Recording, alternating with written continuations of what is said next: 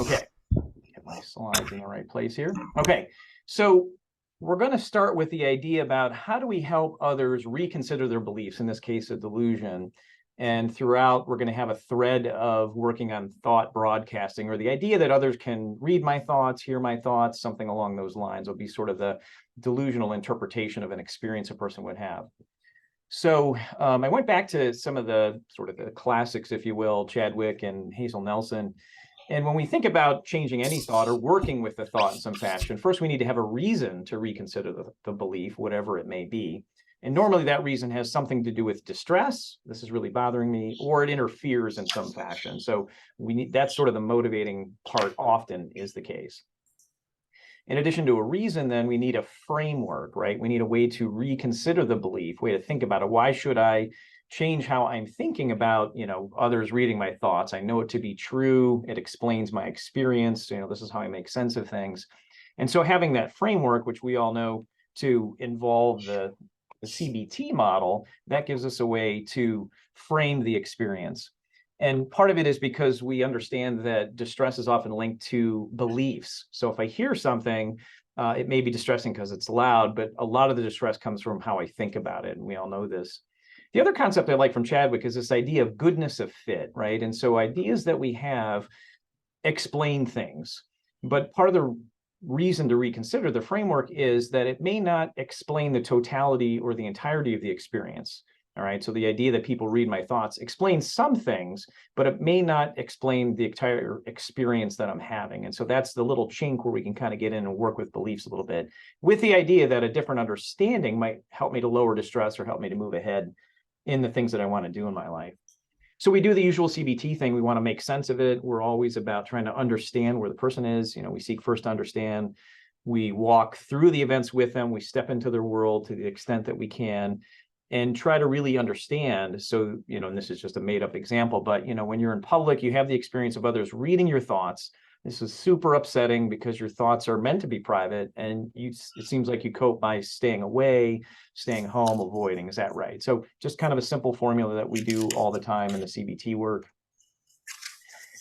One of the things we try to do in this process is to locate the source of distress. So, and the direct route is quite simply, what's most distressing about this for you? And so this is kind of going at it directly, and we're looking to link the strong emotion, whatever the affect is, to the belief. So in the previous slide, I said, these are private thoughts. And if we explore that, it may be this is distressing because I have judgmental thoughts, or I have secrets. And because people know those secrets, it's distressing to me. And that may be what we get to in that line of inquiry. The other route, a little bit more indirect, and we don't talk about this as much, but Chadwick has this idea about evaluative beliefs. I think he borrowed it from Albert Ellis back in the day. But the idea is that we have person-based evaluations in all situations that can be stable, global, and sort of total, and often in the negative end of things. And so asking questions that get at the other to self evaluation. So what do others think of you when this happens? Or the self to self evaluation. How do I view myself when this happens? Or the self to other. How do you view others in situations like this? And the idea here is that these evaluative beliefs give us a clue to the underlying sort of function of what's going on, or something that's connected to it. In particular, the self-to-self evaluation. So if I have these thoughts, people know my secrets, they'll know I'm a terrible, awful person, then I know that if I can work around that view of self as terrible and awful and weaken that belief, it's likely that the delusion may also lessen to some extent. To throw just a visual way to think about delusions and where to work, if the delusion is people read my thoughts, at the core, maybe over time we may discover that underneath that, people know I'm a terrible person.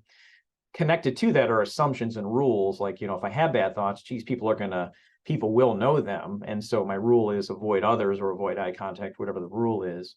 But where we're likely to work is on the edge of the belief. And on the edge would be something like, I noticed when I volunteered that one time, people didn't seem to be reading my thoughts.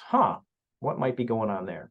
Again, back to goodness of fit. The idea of everybody reading my thoughts all the time doesn't quite fit in that situation. Maybe we can look at it. So we're going to focus there. All right, so we're going to talk just a little bit about some strategies that we can do. And I try to think about, like, what are the three broad categories? The first category is widen perspective. Let's open up the lens here a little bit. And we do that through guided discovery and helping people to be flexible in their thinking. So the binocular view, can we see at a wider lens of things?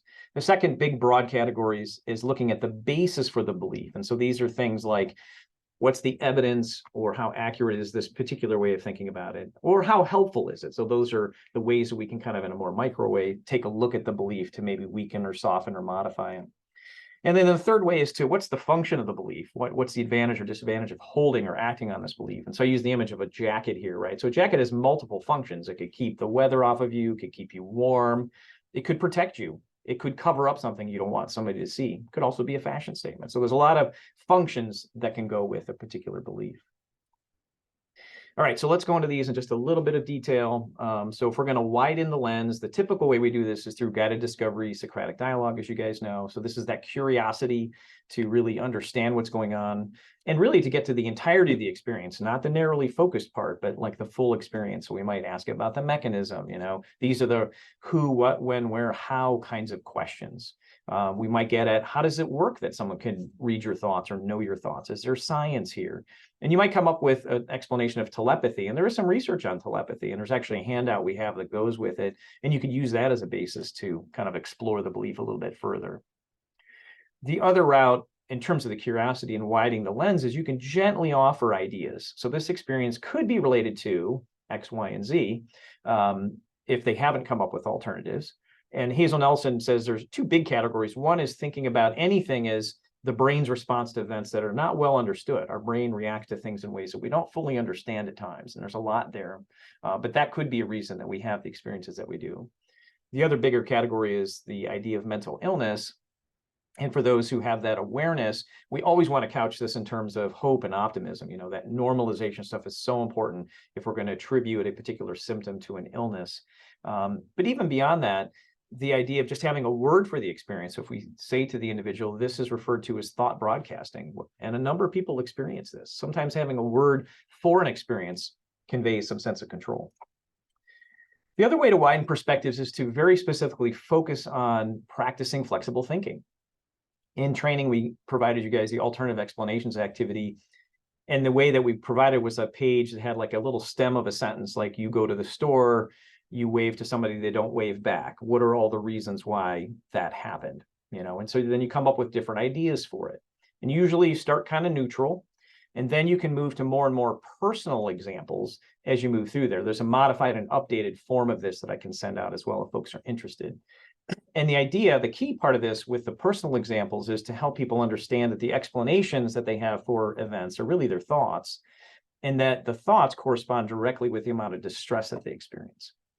Now you can do it with words. I have our little picture up here if you can see it. It's all, you may be wondering, why are all the people, the iECHO hub staff here in these pea pods with their hands like this? And so we can do an activity if you want to throw in the chat box. What are all the reasons why we are in the pea pods there? And depending upon your explanation may come with different sorts of feelings. So for instance, if you thought we were captured by pea pod aliens, you might have certain thoughts about that. If you had another explanation like, this is a Thanksgiving Day card that we're going to send out to you guys, might have a different set of feelings that go with that. And another explanation could be maybe it's a team photo. And there could be many others. If you feel creative and want to throw something in the chat box, please do. What I have there is a pie chart too. And so when you come up with lots of explanations, you can have the person list out their different ideas and the percentages that go with those ideas to kind of convey visually the idea that there may be more going on than just one thing. Okay. So the next area, the next big category is examine the basis for beliefs. So we start with doubt. Where is there a little bit of doubt? You wondered in this case, it didn't happen the way it normally does. And then we can teach them about evidence, and you guys are familiar with this. What do we mean by factual evidence? Could this stand up in a court of law, the information we have to, support or disconfirm this position? Another one we like to use sometimes is, if I were in that situation with you, would I see it the same way that you do, or might I see it differently? And that kind of allows for a different kind of way of thinking about evidence. So there's the accuracy criteria, and then there's the helpfulness. How helpful is this way of viewing the information? The next slide is just a copy of a way that you can do the evidence for and against a particular belief. And this comes from Morrison. And you can do this quite informally. You can do it along the lines of let's together think of all the reasons that support this idea. Have all the experience you have that says, yes, this is true. Can we together then think about all the reasons that it might not be 100% true, or there might be another way to think about it? So a little bit more informal, but kind of getting at the same thing. And then at the bottom, really pulling the information together. So you widen the lens, you examine the evidence, like, what do I think about it now? Another tool you can use is a helpful/accuracy matrix. So if you come up with ideas, you can kind of put them into categories, how helpful, if we think about it, which statements are helpful and accurate, what are helpful and inaccurate statements, what are unhelpful but accurate. So for instance, like, this is a sign of psychotic illness. Well, it could be accurate, but may not be also helpful if the person has a lot of stigma about what's going on. So just another way to kind of organize the information that you've gleaned from coming up with alternatives and then examining the evidence to kind of lay it out for them. The third big way to work on beliefs, soften beliefs, maybe modify beliefs, is to look at the function. And one way that we go about this is looking at the advantages and disadvantages of holding or acting on a particular belief. So are there any advantages to this idea that, this experience that others know my thoughts 100%? Well, there might be, if I hold the belief, there might be safety in it in the sense that I do things to keep myself safe. The disadvantage is when I act on it is I have no life. I'm sort of like stuck at home. If I change this and not act on it, maybe an advantage would be opening up my life some, but there could be danger that goes with it. Another way to do the same sort of exercise is to use a polarity map, kind of a continuum idea. And this is adapted from Ron Unger's distance learning approach that he does, and essentially kind of creates two poles. On one side is kind of open to experience. He uses the word compassionate. On the other side could be a bit more closed and suspicious. And then there's this continuum, progress towards your values and no progress. And locate where you are, and then what small step would you be willing to take to open up your life a bit more without risking too much. So kind of working on it in sort of a continuum kind of fashion. So after we've done some work to open up alternatives, to consider the evidence, maybe look at function a little bit, beyond the three cognitive approaches, the next step would be reality testing or a behavior experiment of some sort. And there are a number of ways you can do this, and I'm not saying the ones listed here are the way to do it, because an experiment has to be developed with the person. It has to be very individualized. You need to really think through, what might occur if X does happen or does not happen, help them kind of walk through those steps. But here are some just general ideas.